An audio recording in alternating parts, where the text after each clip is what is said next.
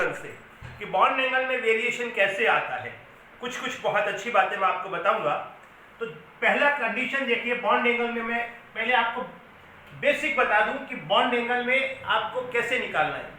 एक आ गया, उसके बाद में कोई दिक्कत नहीं है। सपोज करो मेरे पास है NH3 और दूसरा है मेरे पास NF3, दो हैं, ठीक है। आपको बॉन्ड एंगल बताना है किसका ज्यादा और किसका कम, बस इतना ही। बॉन्ड एंगल किसका ज्यादा और किसका कम।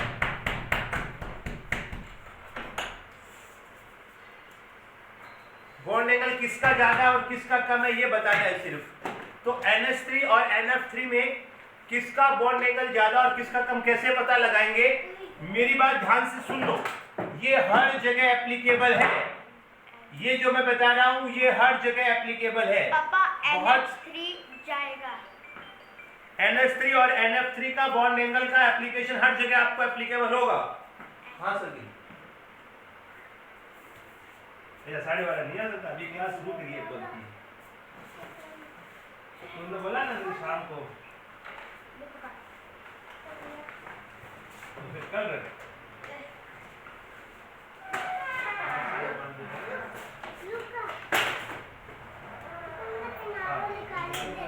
कल नहीं है, कल पूरी लंबी।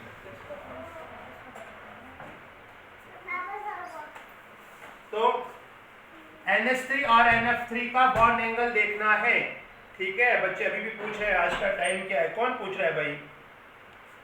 अरे कौन बच्चा है जो अभी भी पूछ रहा है? Come fast, already started. पापा लगता है बच्चों को आता है, सब NH3 बता रहे हैं। NH3 बता रहे हैं क्या? हाँ। अरे भाई बढ़िया। देखो सिग्मा बॉन्ड वाले इलेक्ट्रॉन किधर जा रहे हो, सेंटर एटम की तरफ जा रहे हो, तो बॉन्ड एंगल ज्यादा। क्यों? क्योंकि सिग्मा बॉन्ड के इलेक्ट्रॉन सेंटर एटम की तरफ जाएंगे तो सिग्मा सिग्मा जो बॉन्ड का रिपल्सन है वो बढ़ेगा, और सिग्मा बॉन्ड के रिपल्सन बढ़ेगा तो बॉन्ड एंगल बढ़ेगा, ठीक है। तो सिग्मा बॉन्ड वाले इलेक्ट्रॉन को देखना है वो नजदीक जा रहे हैं या सेंटर एटम की तरफ जा रहे हैं क्या, तो बॉन्ड एंगल बढ़ेगा, और वो साइड एटम की तरफ जा रहे हैं तो बॉन्ड एंगल कम होगा। सिंपल सी बात है। तो यहाँ N और F में किसकी इलेक्ट्रोनेगेटिविटी ज्यादा है? F की। तो इलेक्ट्रॉन्स किधर मूव करेंगे? फ्लोरीन की तरफ, तो नाइट्रोजन से दूर जाएंगे। यहाँ किधर जाएंगे? नाइट्रोजन की तरफ जाएंगे। तो बॉन्ड एंगल किसका ज्यादा होगा? NH3 का।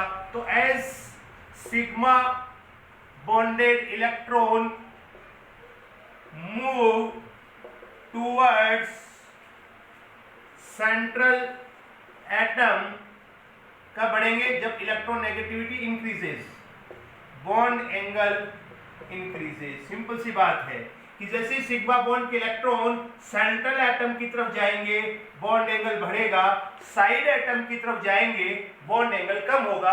क्योंकि सिग्मा बॉन्ड के इलेक्ट्रॉन सेंट्रल एटम की तरफ जाएंगे तो सिग्मा बॉन्ड का रिपल्सन ज्यादा होगा, और साइड एटम की तरफ जाएंगे तो सिग्मा बॉन्ड के इलेक्ट्रॉन्स का रिपल्सन कम होगा।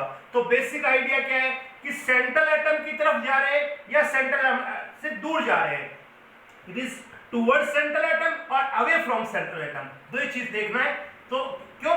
क्योंकि बाकी चीज सेम है, यहाँ हाइब्रिडाइजेशन सेम है, ज्योमेट्री सेम है, तो बाकी चीजों से तो नहीं, वरना तो हाइब्रिडाइजेशन से और ज्योमेट्री से निकाल लेते। अब हाइब्रिडाइजेशन sp3, ज्योमेट्री पिरामिडल, तो उससे तो निकलेगा नहीं। तो बाकी सारे पैरामीटर सेम हो, क्या तो सेंट्रल एटम डिफरेंट हो या साइड एटम डिफरेंट हो, तो ये बात लगाना। तो ये फटाफट नोट करो। बढ़िया 2-3 एग्जाम्पल और देता हूँ, बिल्कुल जीवन बदल दूंगा आपका। आज बॉन्ड एंगल का कोई भी क्वेश्चन आए धाड़ धाड़ धाड़ करोगे। वैसे अब जमाना बदल गया है, पहले बॉन्डिंग में से भर भर के क्वेश्चन आते थे 5-7 साल पहले, अब एक या दो मुश्किल से एक आता है। अब वो वाली बात खत्म हो गई है कि बॉन्डिंग में से बहुत क्वेश्चन आए। निट में तो फिर भी आते, जेई में तो एक MOT का और एक BBT का, बस दो में से एक क्वेश्चन आता है, और वो कोई कुछ भी पूछ लेता है। तो अब थोड़ा सा डिफरेंट हो गया है बॉन्डिंग। तो आपका केमिकल काइनेटिक्स खत्म हो गया है। कल से हम नया चैप्टर शुरू करेंगे, सरफेस केमिस्ट्री। अच्छा, सरफेस केमिस्ट्री में आपको बहुत ज्यादा नोट्स लिखने की जरूरत नहीं है। मैं बेसिक जो नोट्स की समरी है वो आपको आज ही मैं आपको स्कैन करके भेज दूंगा। NCERT आप सब लेकर बैठेंगे।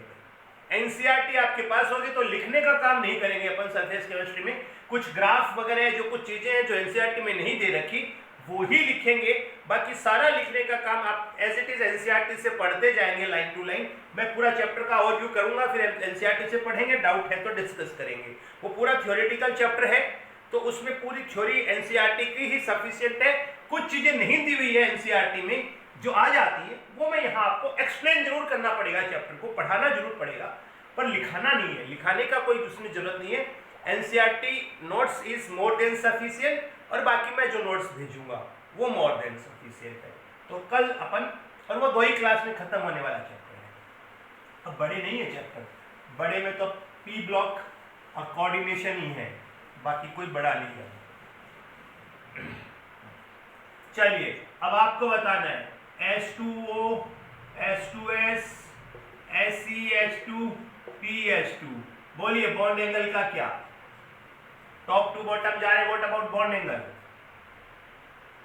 एक समझ में आएगा तो बाकी सब समझ में आ जाएंगे। बोलो फटाफट, फिर मैं आपको ड्रागोज रूल भी बताऊंगा। बोलो तो रहने दो बंदा, ड्रागोज रूल की जरूरत नहीं है, ऐसे ही कर दो।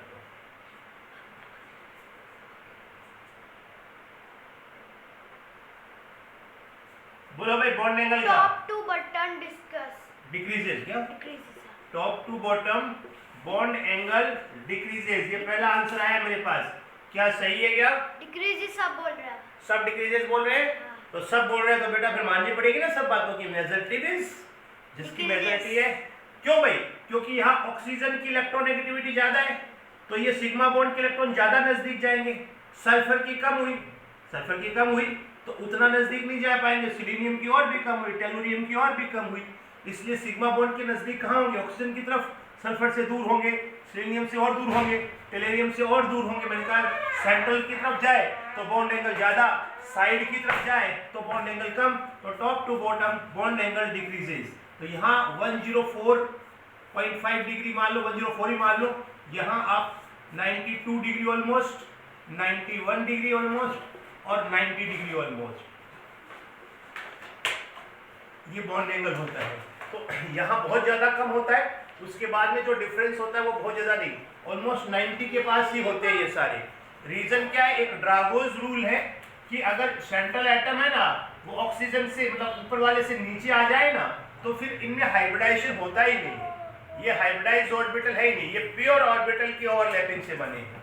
और प्योर ऑर्बिटल की ओवरलैपिंग से बने हैं तो जो हाइब्रिडाइजेशन का कॉन्सेप्ट है वो इन पे एप्लीकेबल ही नहीं है। और वो अभी जाने दो, आपकी स्कोप के लिए जरूरी नहीं है, वो आप आउट ऑफ योर स्कोप है। तो आप इतना लिख लो कि bond angle top to bottom decreases. तो क्या यहाँ है क्या? देखो हाइब्रिडाइजेशन एकदम बेवकूफ बच्चों के लिए भी समझा देता हूँ, सबकी सेम है। हाइब्रिडाइजेशन सबके sp3 है ना, sigma bond plus lone pair सबका सेम है, 2 sigma bond plus 2 lone pair. और साइड एटम सबका सेम है, सेम है ना। अब इसकी ज्योमेट्री देखेंगे वो भी सेम है, लेकिन सेंट्रल एटम डिफरेंट है। सिर्फ सेंट्रल एटम डिफरेंट है, बाकी देखो 2 sigma bond 2 lone pair, 2 sigma bond 2 lone pair, 2 sigma bond 2 lone pair, 2 sigma bond 2 lone pair. Bent geometry सभी के से बेंट। तो side atom same, sigma bond plus lone pair same, hybridization same, but central atom different हो तो as electronegativity of central atom decreases bond angle decreases. बोलो समझ आया? ये कंडीशन है, ये कंडीशन है कि सबका हाइब्रिडाइजेशन सेम हो, sigma bond plus lone pair same हो, साइड एटम सेम हो, सेंट्रल एटम डिफरेंट हो। तो ध्यान से इधर देखो, देखो central atom different, side atom same, sigma bond plus lone pair, sigma bond plus lone pair same, hybridization same. तो सिंपल सी थ्योरी यार, इससे आसान कौन क्या बताएगा कि सिग्मा बॉन्ड की तरफ इलेक्ट्रॉन जा रहे हैं, कहाँ सेंटर की तरफ जा रहे हैं, सिग्मा बॉन्ड के इलेक्ट्रॉन देखो बस आप तो बॉन्ड एंगल बढ़ेगा, और सिग्मा बॉन्ड के एटम दूर जा रहे हैं तो बॉन्ड एंगल कम होगा। बोलो समझ आया? एक एग्जांपल और ले लो, फटाफट लिखो, एक एग्जांपल और लो। बेटा रिकॉर्डिंग हो रही है क्या? हाँ हो रही है ना पापा। ठीक है। तो पिछली क्लास में मैं रिकॉर्डिंग नहीं कर पाया था तो कुछ बच्चों ने कहा मुझे भेजो, पर मैं उस समय पता नहीं मैं क्यों नहीं कर पाया, कोई कारण होगा। तो आज मैंने लगाया है वैसे तो रिकॉर्डिंग में, पर आपको जरूरत नहीं पड़ेगी यार, रिकॉर्डिंग की क्या जरूरत पड़ी है। चलो भाई दूसरा क्वेश्चन आप बताइए, ये आपको मैंने बताया, आप बताइए NH3 PH3 NH3 PH3 ASH3 SBH3 BiH3, बोलिए बॉन्ड एंगल का क्या होगा, बोलिए बॉन्ड एंगल का क्या होगा, अपन बैठे हैं ना पापा। बॉन्ड एंगल का क्या होगा, बोलो फटाफट। Top to bottom decreases. Top to bottom bond angle decreases. बढ़िया बढ़िया बता रहे हैं यार, ये सब बच्चे तो बढ़िया। डिक्रीजेस, अब सब डिक्रीजेस बता। डिक्रीजेस सही बोल रहे बेटा, क्योंकि यही कंडीशन है ना। देखो सिग्मा बॉन्ड 3, लॉन पेयर 1, 3 + 1 3 + 1 3 + 1 3 + 1, सबका हाइब्रिडेशन का sp3 और पिरामिडल, तो हाइब्रिडेशन सबका सेम है। Sigma bond plus lone pair same है, साइड एटम सेम है, सेंट्रल एटम ही चेंज किया है। बॉन्ड एंगल देखोगे तो ये 107.5, तो 103 107 मान लूं, ये लगभग 93 92 91 और 90, मतलब सब ऑलमोस्ट 90 के ऑलमोस्ट। तो देखो ये बॉन्ड एंगल है, ठीक है। तो याद रखने का मैं तो बहुत आसान सा तरीका है कि लास्ट पे 90 पे खत्म करना है, एक एक बढ़ाते जाओ या फिर, और ये तो सबको पता ही होता है, लास्ट में 90 पे खत्म करना और एक एक डिग्री से बढ़ाते जाओ। अब ये 92.8 है, ये 92.2 है, तो इतना तो यार कोई दिक्कत नहीं आएगी आपको, तो एग्जैक्ट वैल्यू तो कोई पूछने वाला भी नहीं है। तो यहाँ बॉन्ड एंगल क्या होगा, डिक्रीजेस। मुझे तो सब याद होता है, कोई देखने की जरूरत नहीं है, आपको होना चाहिए। तो बोलो ये कंडीशन वाली समझ में आया। और मैंने कहा ना कंडीशन भी याद तो रखने की जरूरत नहीं है भाई, हाइब्रिडाइजेशन डिफरेंट हो, ज्योमेट्री डिफरेंट हो, तब तो बॉन्ड निकालना बहुत आसान हो गया, लेकिन ये कंडीशन आ जाए तो कैसे निकालेंगे, बोले समझ में आया। यहाँ एक्चुअली हाइब्रिडेशन होता ही नहीं है, ये ड्रागोस रूल कहता है इनकी इलेक्ट्रोनेगेटिविटी में इतने नजदीक है कि हाइब्रिडाइजेशन में फास्फोरस पार्टिसिपेट ही नहीं करता है, ये प्योर ऑर्बिटल की ओवरलैपिंग से ही बनता है, हाइब्रिडाइज्ड ऑर्बिटल पार्टिसिपेट ही नहीं करते हैं। तो ये तीनों में हाइब्रिडाइज्ड ऑर्बिटल पार्टिसिपेट ही नहीं करते हैं। जो बच्चे 11वीं में पढ़े होंगे उनको पढ़ाया गया होगा, मैंने आपको बताया होगा कि ये हाइब्रिडाइज होते ही नहीं है, ये इलेक्ट्रोनेगेटिविटी में डिफरेंस बहुत ज़्यादा है ना, तो ये हाइब्रिडाइज्ड हो पाते हैं। बोलिए समझ आया, बोलो कोई दिक्कत। होमवर्क कौन सा दिया था बेटा, दिया नहीं था क्या, वो एक क्वेश्चन दिया, वो हाँ इतने सारे क्वेश्चन दिए थे, वो नहीं, वो एक क्वेश्चन भाई हनी कह रहा है, याद दिला रहा है कि वो एक मैकेनिज्म का क्वेश्चन दिया था आपने, हाँ, किसी ने किया नहीं, मैं रोज पापा का व्हाट्सएप देखता था, किसी ने भी आंसर नहीं दिया। तो वो जो क्वेश्चन आपको मैकेनिज्म वाला दिया बिल्कुल सही कह रहा है ये बच्चा, एस्टर का हाइड्रोलिसिस था तो वो, इसी लेक्चर में आपको अभी देना है, तो आपको है ना उसका आंसर व्हाट्सएप करना है मुझे। हाँ ठीक है, आगे बढ़ते हैं, आगे बढ़ते हैं। हनी बेटा समझ में आया, हाइब्रिडेशन समझ में आया, मेरे को कुछ समझ में नहीं आया, क्या नहीं समझ में आया, मैं थोड़ी 12th का बच्चा, अभी सीधी तेरी आईआईटी की तैयारी चल रही है। नेक्स्ट देखो भाई, OF2 Cl2O Br2O, अब मैं क्या कर रहा हूँ, सेंट्रल एटम को चेंज कर रहा नहीं हूँ, किसको कर रहा हूँ, साइड एटम को कर रहा हूँ। अब मैंने साइड एटम को चेंज किया है, अब जो बच्चा बताएगा वो बच्चा है, नहीं बच्चा नहीं है, प्लीज डिस्टर्ब मत करो बेटा। अब अब देखो कंडीशन देखो मैंने, हाइब्रिडाइजेशन इंक्रीज टॉप सबका सेम, यस सर सेम है, हाइब्रिडाइजेशन सबका सेम है, sigma bond plus lone pair सबका सेम है, सेंट्रल एटम भी सेम है। अब क्या बदला है मैंने, साइड एटम ये डिफरेंट कर दिया। तो देखो कंडीशन में जस्ट इन्हीं को चेंज किया, पहले ये डिफरेंट थे ये सेम था, अब ये सेम और ये डिफरेंट है। बोलो मैं इधर से इधर जा रहा हूँ, चलो इधर से इधर जा रहा हूँ, बताओ बॉन्ड एंगल का क्या होगा। पापा एक बच्चे ने बोला कि डिक्रीजेस लेफ्ट टू राइट जा रहा हूँ, डिक्रीज होगा भाई, एक ने बोला, फटाफट बोलो इंक्रीजेस, हाँ bond angle increases, bond angle क्या होता है, इंक्रीज होगा, इंक्रीज बोल रहे हैं, क्यों, क्योंकि यहाँ देखो साइड एटम की तरफ बहुत ज्यादा फ्लोरीन की इलेक्ट्रोनेगेटिविटी बहुत ज्यादा है ना, तो आप एरो दिखा दिया करो, ऐसे पता चल जाएगा कि सर ये फ्लोरीन की तरफ बहुत ज़्यादा। ऑक्सीजन और क्लोरीन में किसकी ज़्यादा हो गई? क्लोरीन की। तो किधर जाएगा? सॉरी ऑक्सीजन की ना, फोन कल्बरी। फोन कल्बरी ये होता है इलेक्ट्रोनेगेटिविटी का ऑर्डर, फोन कल्बरी। तो ऑक्सीजन की क्लोरीन से ज़्यादा है तो ऑक्सीजन की तरफ जाएगा, ये 3.8 ये 3.5। ऑक्सीजन और Br में ज़्यादा डिफरेंस है और ऑक्सीजन की मतलब बढ़ेगी। कंपैरिजन देखोगे ना तो और ज़्यादा इलेक्ट्रोनेगेटिविटी का कंपैरिजन देखोगे तो और Cl का इतना डिफरेंस नहीं है जितना और Br का है, तो और ऑक्सीजन के नज़दीक जाएगा। तो जितना जितना सेंट्रल एटम के नज़दीक जा रहा है उतना बॉन्ड एंगल बढ़ेगा। तो सबसे बड़ा बॉन्ड एंगल किसका हो जाएगा? OBr2 का। करो फटाफट करो, जल्दी करो।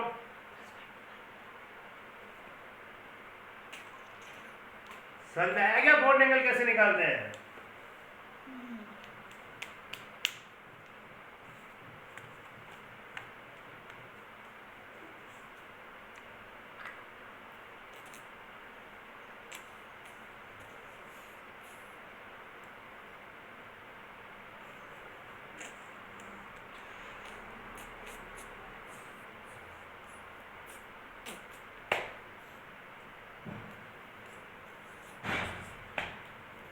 ध्यान से देखा, बोलने का समझ में आया क्या?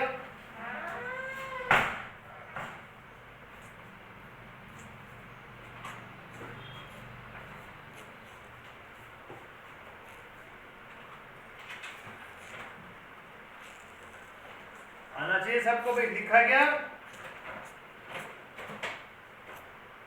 अरे लिखा गया?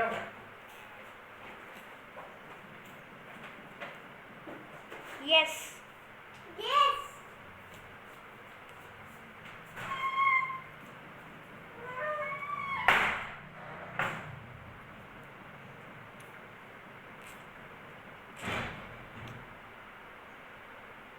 अभी थोड़े थोड़े बच्चे आ रहे हैं, थोड़े थोड़े बच्चे अभी भी आ रहे हैं। एक श्वेता नाम की है लड़की, श्वेता।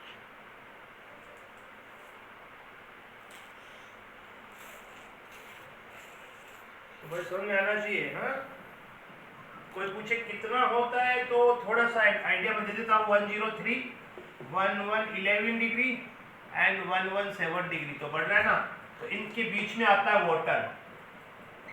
वाटर का 104.5 है ना, वो बीच में आता है, यानी कि सबसे OF2 फिर H2O फिर Cl2O फिर Br, तो ये आना चाहिए। तो ये मैंने ऑलमोस्ट बताया, पॉइंट्स में ही फर्क होगा। जैसे ये 110.9 डिग्री तो कोई ज़्यादा फर्क नहीं है यार, मतलब ऑलमोस्ट चलेगा आपको।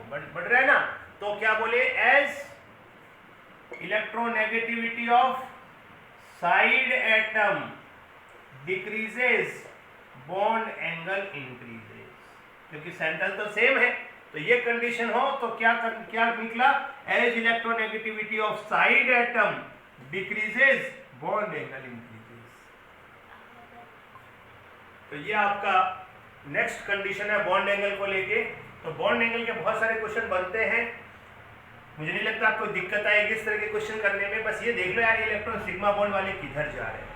अब ये पढ़ाने वाले कई तरीके से lone pair repulsion, bond pair repulsion, और ये सबको पता है यार। लोन पेयर रिपल्सन ज़्यादा होता है, फिर लोन पेयर बॉन्ड पेयर होता है, फिर बॉन्ड पेयर होता है। ये VSPR थ्योरी है, वो सब पता है। पर रूल फॉर फूल, रूल्स यही हैं कि सिग्मा बॉन्ड के इलेक्ट्रॉन जितना सेंट्रल एटम की तरफ उतना बॉन्ड एंगल ज़्यादा, जितना साइड एटम की तरफ उतना बॉन्ड एंगल कम। बात खत्म, इसके अलावे कुछ भी नहीं लगाना है। राइट डाउन, फटाफट लिख लो। जो बच्चे नए हैं, आज कल परसों या क्रैश कोर्स वाले जो बच्चे हैं, कुछ बच्चे अभी से ही ज्वाइन हुए हैं, कुछ बच्चे जो 11th में थे, है ना, वो तो सो रहे थे उस समय, कुछ पता ही नहीं चल रहा था, तो अब वो भी समझ गए होंगे।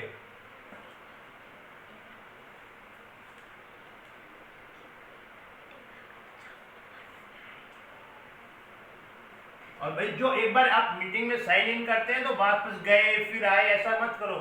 आपका नेट का कनेक्शन अगर कोई बहुत प्रॉब्लम है तो ही बात, वरना कुछ भी आप एक बार कंसंट्रेट बनाओ तो फिर पूरा करो। अमेरिकन भी आ रहे हैं, जा रहे हैं। मृगांक कर रहा है क्या ऐसा? हाँ। तभी बोल रहा है तू, कोई बात बाकी बच्चे भी कर रहे हैं। चलो भाई आगे बढ़ते हैं। डन, लिखा ये सब है, फटाफट लिखा भाई ये।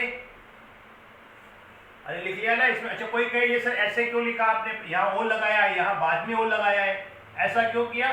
क्योंकि हम जो रूल होता है वही होता है, कम इलेक्ट्रोनेगेटिविटी वाला पहले लिखते हैं, मोर इलेक्ट्रोनेगेटिविटी वाला उसको फॉलो करता है। यानी ये कम इलेक्ट्रोनेगेटिविटी है, यहाँ ऑक्सीजन की फ्लोरीन से कम है तो ऑक्सीजन पहले लिखा, यहाँ क्लोरीन की ऑक्सीजन से कम है, ऑक्सीजन ज्यादा इलेक्ट्रोनेगेटिव वाला है, जैसे OCl2 नहीं बोलकर Cl2O बोला है। तो ये तो आपको पता ही होगा, जब भी लिखते हैं कम इलेक्ट्रोनेगेटिविटी वाला पहले लिखते हैं और मोर इलेक्ट्रोनेगेटिविटी वाला बाद में लिखते हैं, इसलिए बाकी कुछ नहीं।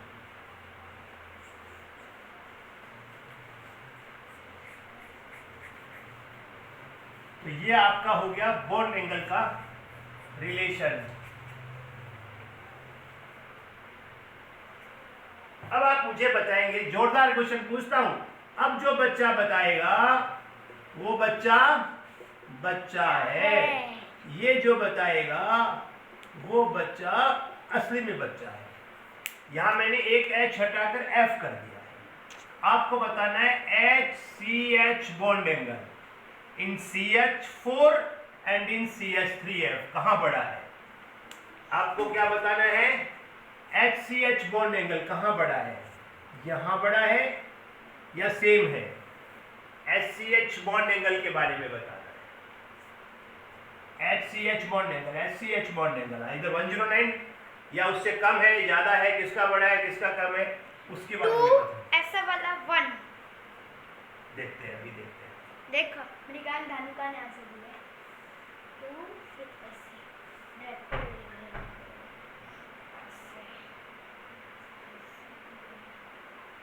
फटाफट बताओ कौन बताता है।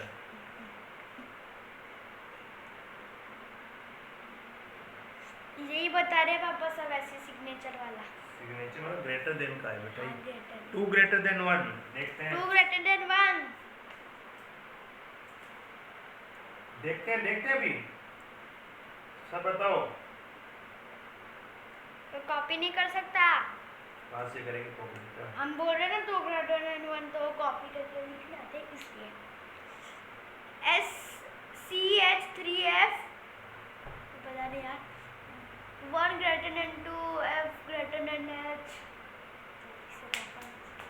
कौन देगा पता पता? फटफट बोलो जल्दी जल्दी।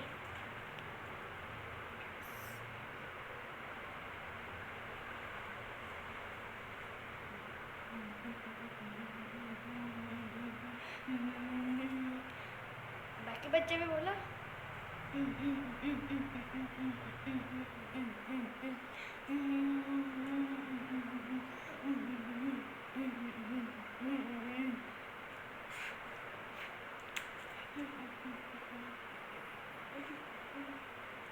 बोलो भाई। 2 greater than 1 2 greater than 1 is MCH।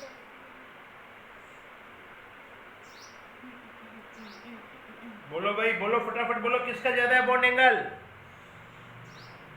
1 greater than 2 गलत है, सही है, अभी बताते हैं। 1 greater than 2 आनंद गिरी। और बोलो फटाफट। 2 greater than 1। अस्मी बोल रही है 2 greater than 1। Can you elaborate it Asmi? Asmi can you elaborate it? Can you elaborate your answer? We all are listening.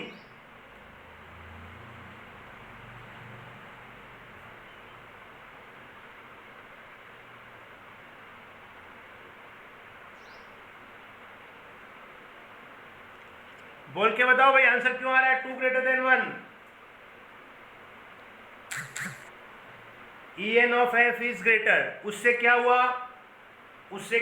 बिल्कुल बाल लिया, इलेक्ट्रोनेगेटिविटी ज्यादा है F की।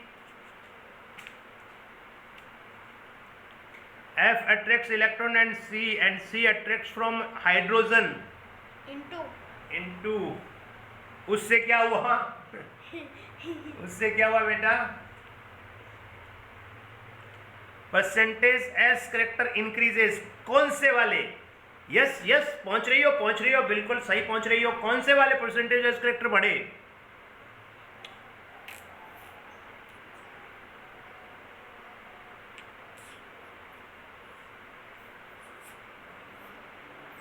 चलो मैं समझा देता हूँ यार, बहुत काम की चीज बता रहा हूँ। ये अकेली चीज है ना, वही बता देगी कि बस शानदार क्या है, हमेशा याद रखना। चलो एक चीज बताता हूँ, पुरानी चीज बताता हूँ। ये जो बच्चा बता देगा वो बच्चा सही है। PCl3 और F2, इसमें मैं कुछ स्ट्रक्चर बना रहा हूँ, आप बता देना कौन सा सही है। PCl3 और F2 के बनाओ, और लगाने चालू कर दोबारा। का बना लो स्ट्रक्चर, तो बोल अब देख लेना बच्चा फटफट आएंगे, फटफट। अब वो नहीं बच्चा है, उसको ना लगे कि हमने मीटिंग बंद कर दिया। मैं उसको लिख देंगे, उसको लिख पर नेट बहुत स्लो चल रहा है पापा। कुछ नहीं।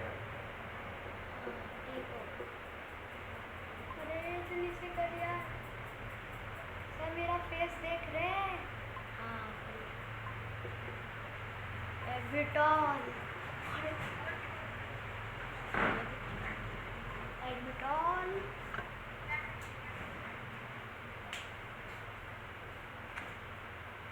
एडमिटॉल।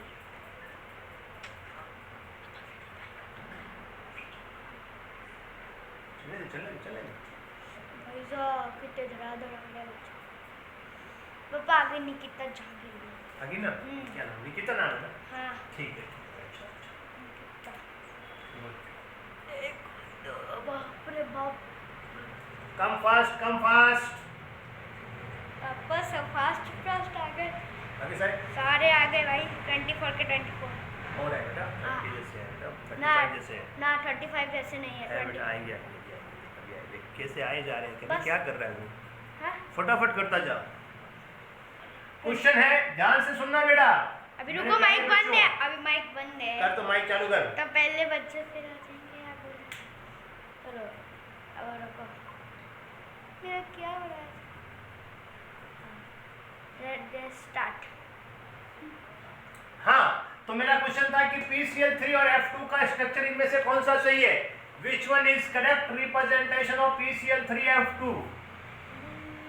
बोलो कौन सा ऑप्शन सही है? जो सही होगा उसमें ए। बताओ। सी, सी आपका फेवरेट ऑप्शन सी। इसी हाँ इसी लिख रहा होगा। हाँ ऐसे ही कोई। हाँ हाँ, और बोलो और बोलो। रिगांग जानू का सी बोल रहा है। और बोलो। सी। और बोलो। सी सी। हाँ सी सी, सब सी बोल रहे हैं। सब सी बोल रहे हैं ना? हाँ सी सी सी। सही है बिल्कुल यार, मैंने पढ़ा है, गलत कैसे बोल सकते हो? तो PCl3F2 का सही रिप्रेजेंटेशन कौन सा है? सबसे सही रिप्रेजेंटेशन ये है। क्यों है? क्योंकि आप जानते ही हो ये हाइब्रिडेशन कैसे होता है, ध्यान से सुनना इसमें बेटा। sp3d, ये कौन सा हाइब्रिडेशन है? sp3। sp3d कैसे बनता है? sp2 और pdz²। जो d काम में लेते हैं वो कौन सा d काम में लेते हैं? dz² काम में लेते हैं। यानी कि sp2 से क्या बन गया? Trigonal planar. अरे sp2 से क्या बन गया? Trigonal planar. और pdz² से क्या बन गया? Bi pyramidal. तो जो इस एक्सियल एक्सिस पे होंगे, जो एक्सियल पर होंगे, ये एक्सियल है, ये इक्वेटोरियल है, तो जो भी एक्सियल पर होंगे वो होंगे जो ज्यादा इलेक्ट्रोनेगेटिव है, जहां s करेक्टर कम है। यहाँ sp2 है और यहाँ pdz² है, तो यहाँ s करेक्टर कितना है? अगर तुम देखो तो 33% है, यहाँ s है ही नहीं, तो s करेक्टर मिनिमम हो, तो मोर electronegative atom will be placed at minimum s character place। जहां s करेक्टर बहुत कम हो वहां पर सबसे ज्यादा इलेक्ट्रोनेगेटिव एटम को रखना है। तो s करेक्टर यहां कम है, तो इसलिए 2 फ्लोरीन है वो यहां रख दिए, यानी कि मोर इलेक्ट्रोनेगेटिव एटम वहां रखेंगे जहां पर s करेक्टर कम हो। तो ये देखो यहां तो s करेक्टर ज्यादा है और यहां s करेक्टर कम है, तो यहां रखना है, और बाकी Cl यहां रखने हैं। तो हमेशा याद रखना कि जो मोर इलेक्ट्रोनेगेटिव एटम होता है वो कहां रखते हैं? जहां s करेक्टर कम है। तो sp3d एक्चुअली sp3d नहीं है, वो किसका कॉम्बिनेशन है? It is a just combination of sp2 and pdz² या pd। p में d में कौन सा d लेते हैं? हम dz²। तो हम कहेंगे कि सर sp2 से क्या बन गया? हम जानते हैं ट्रायंगुलर प्लेनर बनता है, और pdz² से क्या मिल गया, बाइपिरामिडल मिल गया। तो जो sp3dz² है उसमें सबसे कम s करेक्टर यहाँ है, इसलिए more electronegative atom will be placed at the place where less s character due to less repulsion. तो यानी कि ये मोर इलेक्ट्रोनेगेटिव है। चलो अब आप आता हूं, यहां समझ में आ गया। ये CH4 है, कौन सा हाइब्रिडाइजेशन है, sp3। तो s करेक्टर कितना है, s करेक्टर कितना है 25%, कितना है 25%। s करेक्टर कितना है 25%, s करेक्टर कितना है 25%। Isn't it. लेकिन फ्लोरीन क्या है, मोर इलेक्ट्रोनेगेटिव है, तो practically s character less than 25% हो जाएगा, क्योंकि मोर इलेक्ट्रोनेगेटिव कहां जाएगा, जहां s करेक्टर कम हो। तो ये s करेक्टर क्या होगा, लेस देन 25%। ये s करेक्टर क्या होगा, greater than 25%। s character greater than 25%। और as s character increases bond angle increases as. तो मैं ये जो पुराने फालतू वाले हैं ये हटा दूं और क्या लिख दूं, as s character increases bond angle increases. क्यों भैया, क्योंकि CH4 का बॉन्ड एंगल कितना होता है 109, C2H4 का बॉन्ड एंगल कितना होता है 120 डिग्री, और C2H2 का बॉन्ड एंगल कितना होता है 180। यहाँ हाइब्रिडाइजेशन sp2, यहाँ sp2 और यहाँ sp।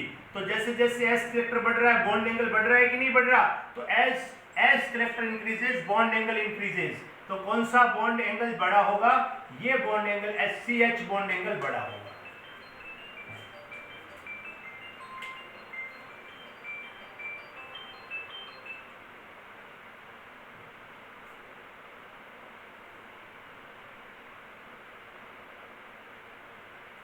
तो कौन सा बॉन्ड एंगल बड़ा होगा, जिसका s करेक्टर ज्यादा है वो बॉन्ड एंगल बड़ा होगा, इसलिए SCH बॉन्ड एंगल यहां ज्यादा होगा due to more s character, क्योंकि ये कम हुआ तो ये बढ़ गया।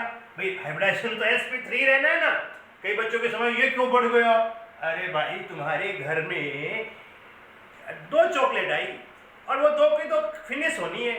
अब भाई ने हाफ खाई तो बच्ची 1.5 आप खाओगे, भाई ने 1 खा ली तो बच्ची 1 आप खाओगे। यू आर 2 सिबलिंग्स, तो किसी एक ने कम खाई तो किसी एक ने ज्यादा खाई, वो रहेगी तो 2 की 2। तो हाइब्रिडाइजेशन टोटल मिलाकर sp3 है, तो s करेक्टर यहाँ कम हुआ तो यहाँ s करेक्टर बढ़ गया। तो as s character increases bond angle increases. बहुत सिंपल सा है कि as s character increases bond angle increases. तो जो मोर इलेक्ट्रोनेगेटिव एटम होता है उसको कहाँ प्लेस करते हैं, जहां कम s करेक्टर हो। तो जहां कम s करेक्टर है वहां मोर इलेक्ट्रोनेगेटिव आ गया, इसका मतलब s करेक्टर बढ़ गया। सिंपल सी बात है। अरे कोई दिक्कत है क्या? तो ये बहुत इंपॉर्टेंट फैक्टर, बहुत इंपॉर्टेंट चीज है जो बॉन्ड एंगल निकालने में बहुत आपका हेल्पफुल रहेगा। जहां कहीं आप फंस रहे होगे ना, ये आपको बाहर निकाले अगर अच्छा क्वेश्चन बना। और अगर कोई बेवकूफ टाइप का सिंपल सा ही क्वेश्चन दे दिया फिर तो क्या मतलब, फिर तो कर ही लोगे। आसान है यार केमिस्ट्री, केमिस्ट्री बहुत आसान है अगर फीस टाइम पर दे दो तो, है ना। कंडीशन तो है। बोलो कोई दिक्कत है क्या? बॉन्ड एंगल समझ में आया? बॉन्ड एंगल के 1-2 क्वेश्चन बढ़िया वाले करा दिए, है ना। हाँ वाला, हाँ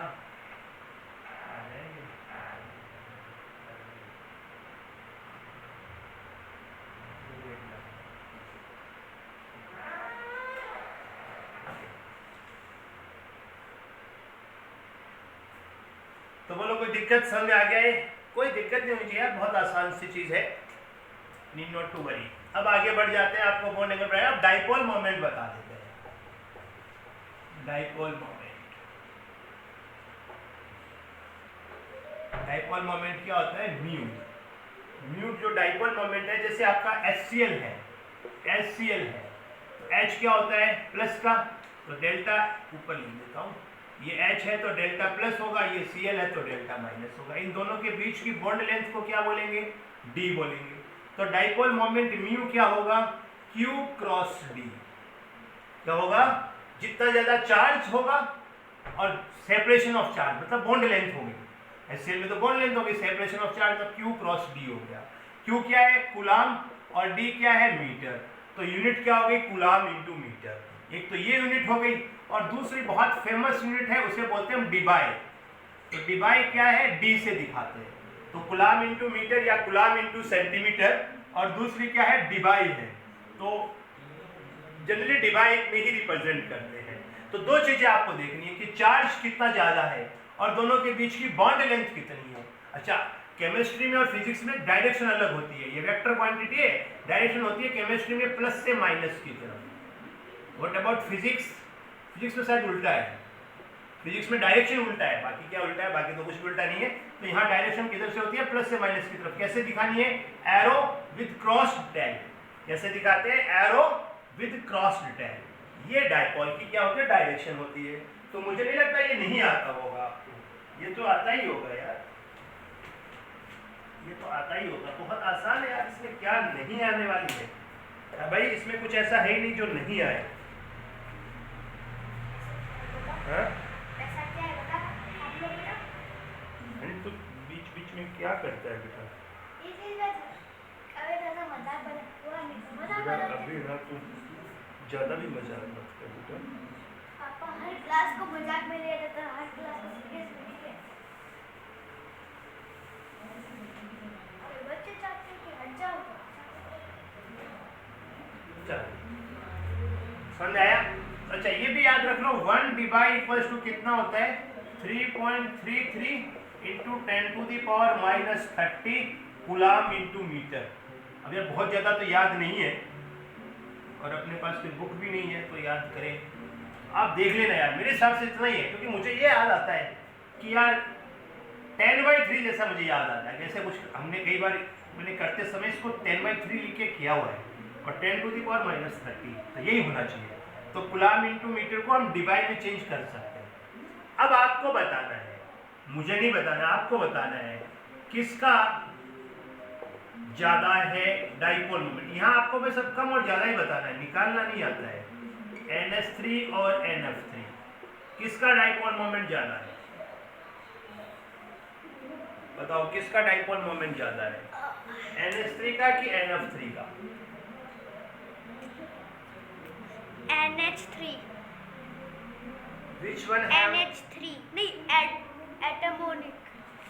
NH3 ऑप्शन NH3 NH3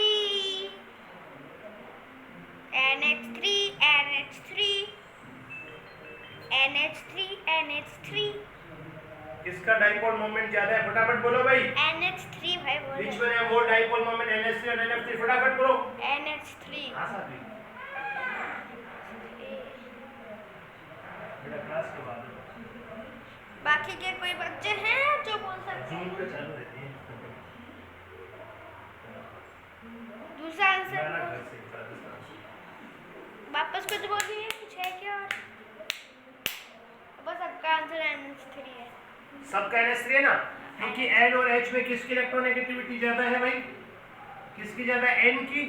तो इसका डायरेक्शन N की तरफ होगा ना, प्लस से माइनस की तरफ। तो ये तो सिग्मा बॉन्ड के कारण भी इधर है, और ये लॉन पेयर के कारण भी इधर है। तो sigma bond and lone pair both are acting in same direction. यहाँ N और F में किसकी इलेक्ट्रोनेगेटिविटी ज्यादा है, फ्लोरीन की। तो इसके कारण किधर होगी, फ्लोरीन के, और इधर किधर है, लॉन पेयर की तरफ। तो यहाँ sigma bond and lone pair acting in same direction, here sigma bond and lone pair are acting in opposite direction. तो कहाँ ज्यादा होगी, यहाँ ऐड होगा, यहाँ सब्ट्रैक्ट हो रहा है। तो mu of NH3 is greater than mu of NF3। बोलो, ये पहला चीज समझ में आया, मुझे नहीं लगता कोई दिक्कत है। दूसरा चीज, अब कौन बच्चा बताएगा, अब कौन बच्चा बताएगा? अब जो बच्चा बताएगा वो बच्चा है। पापा ऐसे वो बड़ा होगा, बढ़िया अच्छा। बताओ किसका डाइपोल मोमेंट ज्यादा है, बोलो। What about these two dipole moment? पापा इसमें तो NH3 नहीं है ना। इसको 1 बोल देता हूं ताकि आंसर लिखना आसान रहे, और इसका 2 रहे। आपको किसका ज्यादा है, 1 और 2 ऐसे लिखना है। किसका डाइपोल मोमेंट ज्यादा है, 1 का और 2 का? 2 का। कौन बोला? 2 मनु इंजीनियर, मोहित शर्मा। मोन इंजीनियर। मोन इंजीनियर और मोहित शर्मा दोनों का चक्कर।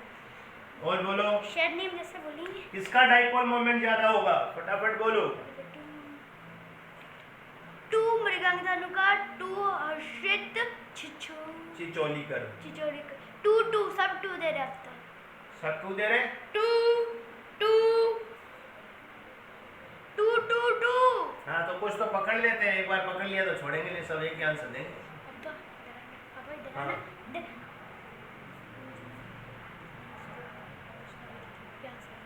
हाँ, तो उसको भी बोलो अरे बेटा क्या अभी नाम? तो हाँ, बोलो साहब उसको। तो अभी तो बहुत बच्चे क्या बाकी हैं। क्या नाम है, निकिता दीदी?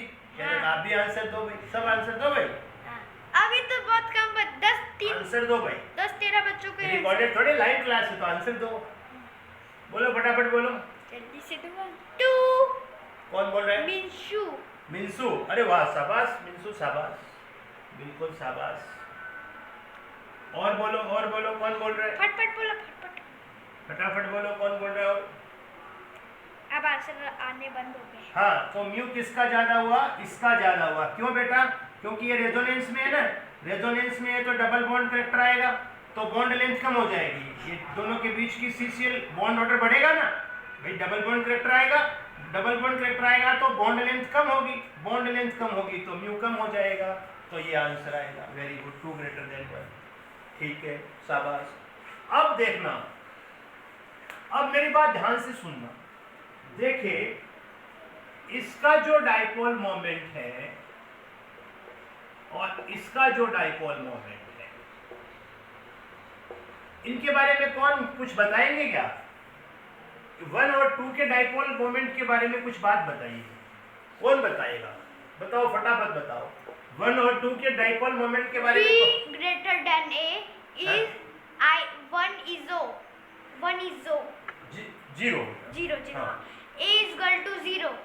तो क्या डाइपोल मोमेंट अगर मैं 0 बात करूं 1 इक्वल्स टू 2 है, option A, both option B 1 greater than 2 है, ऑप्शन सी 1 लेस देन 2 है, ऑप्शन डी कांट प्रेडिक्ट। कौन बोलेगा? 1 बोलो। 1 आ रहा है। A C 1 option is correct. A इन दो के लिए बोला है, बोलो। A आ रहा है। A B B B B B about dipole moment, A about mu. हाँ, A आ रहा है, कभी B बोल रहे हैं। A is equal to B is equal to C C A answer क्या बता रहे बेटा? ए बी सी डी में से कौन सा बोल रहे हो? A बोल रहा है, B बोल रहे हैं बच्चे, C C C क्या हो रहा है यार, इसका कोई A बोल रहा है, कभी कोई B। हाँ, तो सब डिफरेंट आंसर दे रहे हैं ना, इसका मतलब बच्चों को नहीं आ रहा है, इससे यही कंक्लूजन C निकलता है। B C सॉरी B सब आ गए ना आपके पास, तो चारों ऑप्शन सही है आपके लिए तो। बोलो C बोलो भाई, फटाफट बोलो। हाँ अनिक देख कौन बोला। ओके। हाँ अभी रुको, थोड़ी देर ठीक है। अरे मम्मी यार मीटिंग चल रही है, बी बेटा इसको क्यों ला रहा है रिकॉर्डिंग वाले? नहीं आया थोड़ा सा ये है ड्यू टू वेक्टर x। देखना, मेरी बात ध्यान से सुनना बच्चों। C पहले का डाइपोल मोमेंट कितना है? 0 है। क्यों? क्योंकि जितना इधर है उतना इधर है, 180 डिग्री पर है ना। अरे म्यू क्या होता है? म्यू होता है वेक्टर एडिशन तो है, μ1 square μ2 square plus 2 μ1 μ2 cos theta, यही तो होता है। तो μ1 और μ2 तो सेम है, तो μ स्क्वायर प्लस 2 μ स्क्वायर cos 80 हो तो -1, तो μ square plus μ square 2 μ square minus 2 μ square तो 0 हो गया। लेकिन दूसरे वाले का म्यू 0 नहीं होता है। तो कई कंपाउंड्स के स्ट्रक्चर डाइपोल मोमेंट से बताए गए। पहले उनके डाइपोल मोमेंट निकाले, फिर उनकी स्ट्रक्चर्स ज्योमेट्री के बारे में प्रिडिक्शन किया गया। इसका मतलब ये दोनों OH 180 डिग्री पर नहीं होते हैं। और बाद में जब साइंटिस्ट ने इसका रियल स्ट्रक्चर देखा तो पता चला कि ये दोनों जो OH है वो बैंट है, वो इस तरह से बैंट है कि वो 180 पर नहीं है, इसलिए इनका डाइपोल मोमेंट 0 नहीं होता।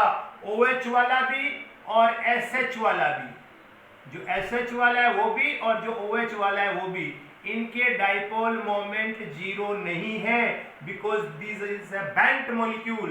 ये बिल्कुल 180 में नहीं है, इसलिए इसका भी डाइपोल मोमेंट जीरो नहीं होता है और इसका भी जीरो नहीं होता है। तो इनका ज्यादा होगा तो 2 greater than 1 होगा। तो एक बार क्वेश्चन आया हुआ है, in the following which one not have a zero dipole moment, तो इनके डाइपोल मोमेंट जीरो नहीं है।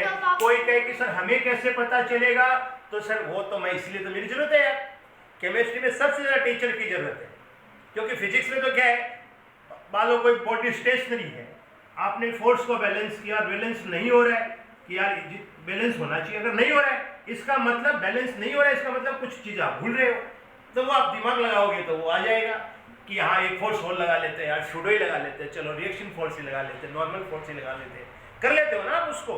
लेकिन यहाँ आप ऐसा नहीं सोच सकते, इसीलिए दुनिया में सबसे ज्यादा किसी टीचर की जरूरत है, कौन से सब्जेक्ट में जरूरत है, केमिस्ट्री में। तो आप समझ गए ना। तो अब कोई कैसे पता चलेगा, अब ये मैंने बताया आपको नोट्स में लिखना है, पता चल जाएगा। हाँ, मेरे अलावे नोट्स में लिखे हुए के अलावा कोई क्वेश्चन नहीं आएगा, ये मेरी गारंटी है। तो ये चीज समझ में आई डाइपोल मोमेंट की, कोई प्रॉब्लम? बिल्कुल क्लियर होना चाहिए, क्रिस्टल क्लियर। डन, आगे बढ़े और बताता हूं एक दो चीजें डाइपोल मोमेंट की।